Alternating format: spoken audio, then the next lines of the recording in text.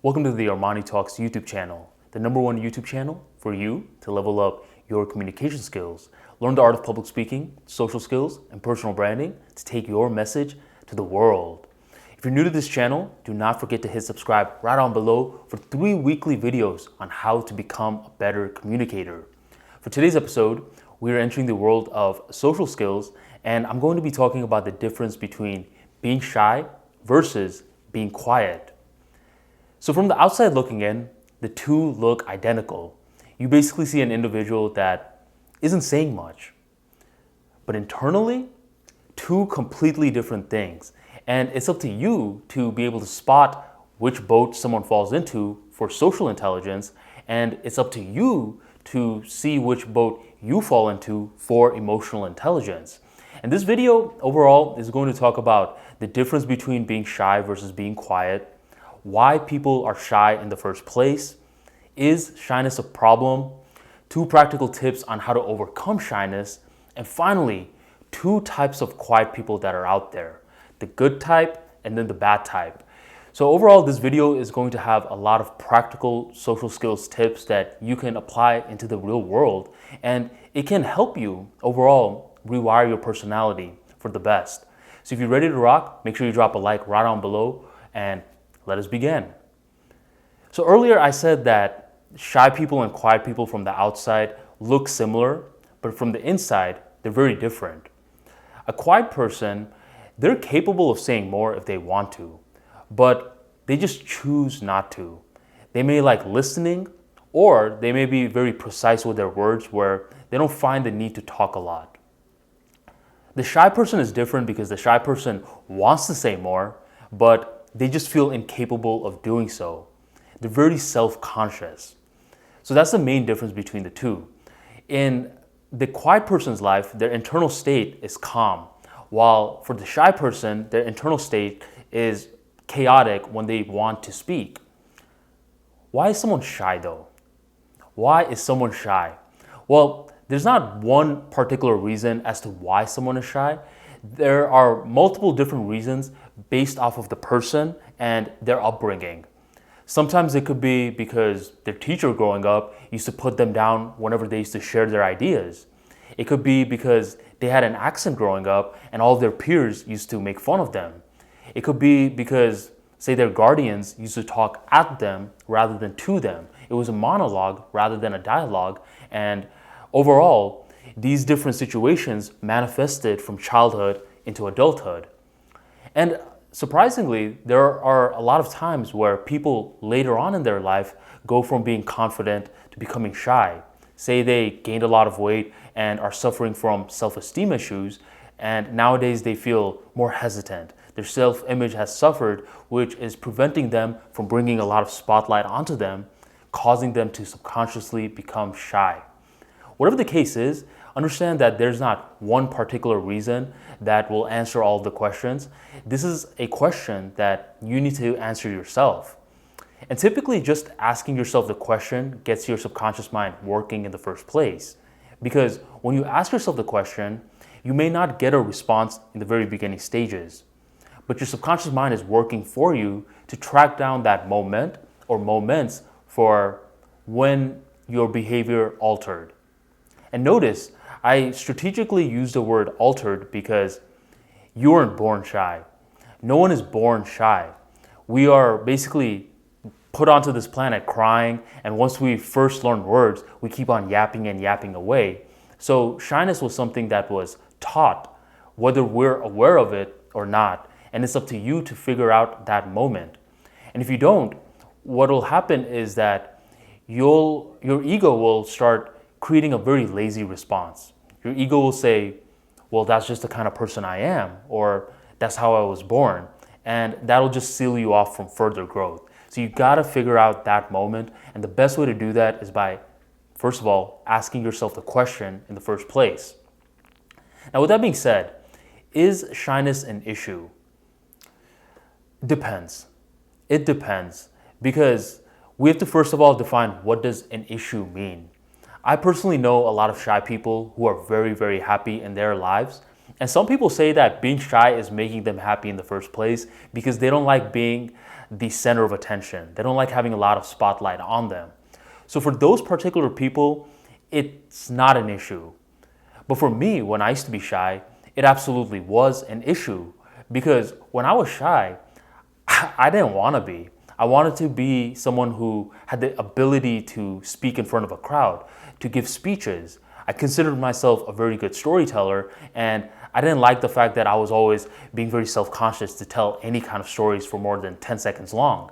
So for me, shyness was an issue. So once again, you want to evaluate it in the context of your life on whether or not shyness is bugging you.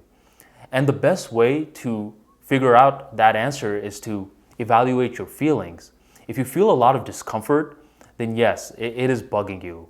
And if you are just like, yeah, I'm shy, oh well, and you don't feel any discomfort, then it's not bugging you that much. In order to overcome shyness, truth be told, you need that level of discomfort in the beginning stages. Although it feels crippling right now, it's going to help you in your journey because as you're overcoming shyness, it's not going to be an easy mission. It's going to be one filled with a lot of self-doubts, a lot of roadblocks, a lot of hesitancies, and all that discomfort is just forcing you to keep on moving forward, forward, and forward. Overcoming shyness requires a lot of work, and it requires a lot of internal work especially, but it's one of the best ways to build self-confidence. How do you overcome shyness? Well, I made a very in-depth video about this called Overcoming Shyness for Good. You can just type that phrase and ArmaniTalks into YouTube and it'll be the first video that comes up. But in summary, 2 practical ways to overcome shyness. One is the incremental social way. And this is basically where in social interactions, you are making an effort to improve just a little bit each and every single time.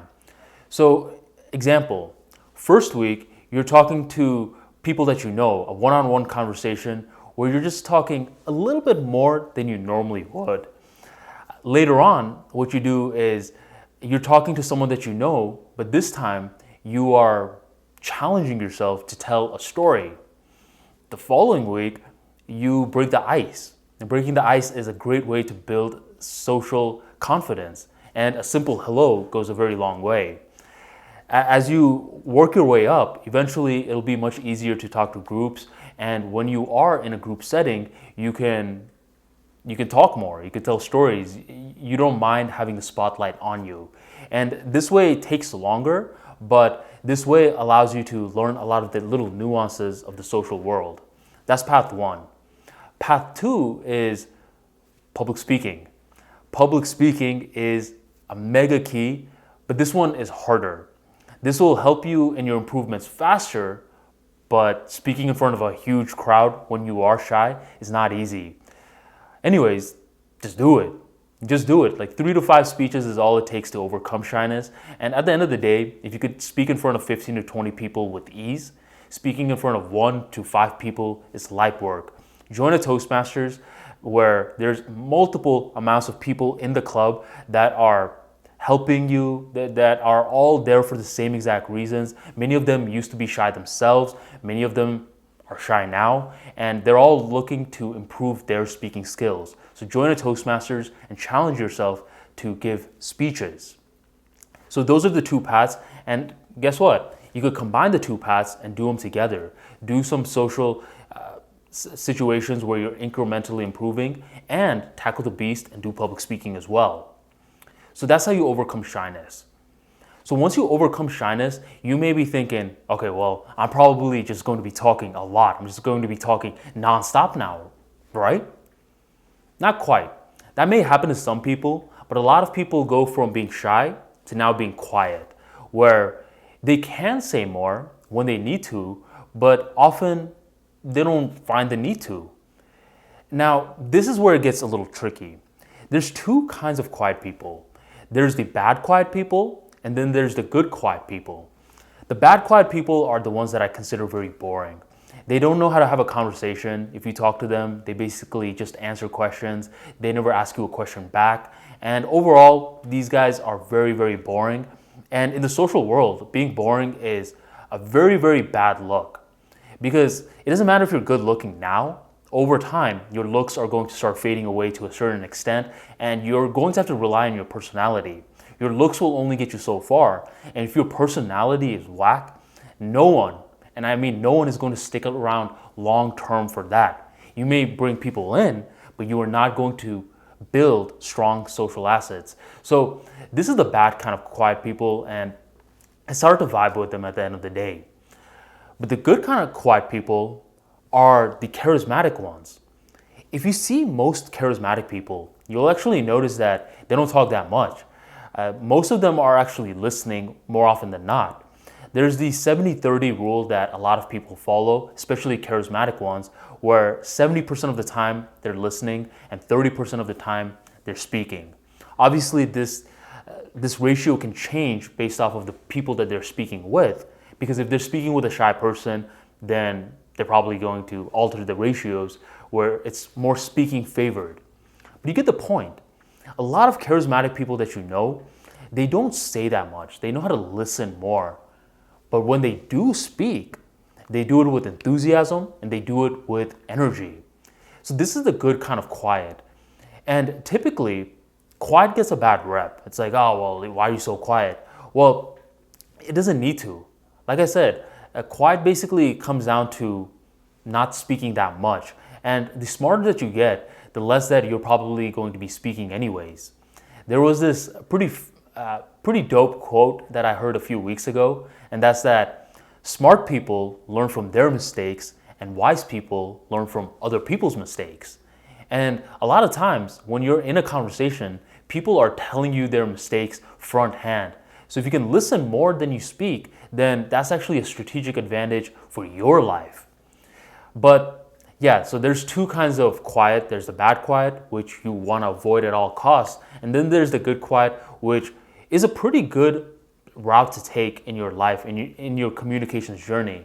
Because if you try to impress others, it'll work in certain occasions, but if you can just make the other person feel important, then it'll work in all occasions. That's the best strategy that you can do. But ultimately, shyness and quiet are two different things, and it's up to you to now distinguish which boat you fall in, so it's much easier to see which boat other people fall into. And even if you don't consider yourself shy or quiet, look out for small body language changes. People that are shy, when they're speaking, their body language is going to be very out there. It's going to abruptly change. Look out for these kind of stuff, because it can allow you overall to change your communication strategy to make it more optimal for the person that you're speaking with.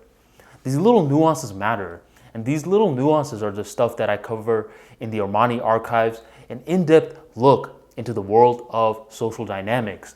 You'll learn about different concepts such as overcoming loneliness, how to shed your inner nice guy and become kind, how to stop being shy, and much, much more. To learn about the intricacies of the social world, go on and check out the Armani archives in the description link right down below. Seal your copy today and get a strong edge in the communications world. With that being said, I appreciate you for giving me your time, and hopefully you learned a thing or two. Drop a like right on below and share this on your social media of choice. Thank you for joining the ArmaniTalks YouTube channel, and I'll catch you on the next episode.